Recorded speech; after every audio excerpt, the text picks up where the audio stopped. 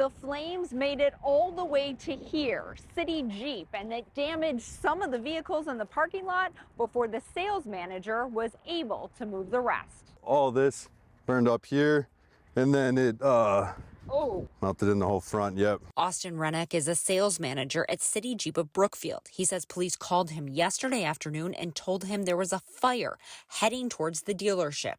Austin says he rushed over. You wanted to move these cars. But I couldn't. It was too late. By the time I got here, it was too late. The fire had already hit them.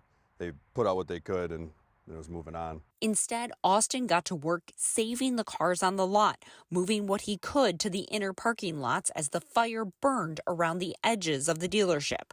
He said it was exhausting trying to stay ahead of it. Anytime that it would start to go out, the wind would pick up, it would just start right back up and then spread. That spreading fire shocked a neighbor who lives on the other side of Brookfield Road. Nick Ford pulled out of his subdivision on his way to the grocery store. He told us he was in this car, the black Acura. He said, I wasn't even aware of how big the fire was until I drove up there. We took the video to the fire chief to ask what was happening at that point and why the road was open.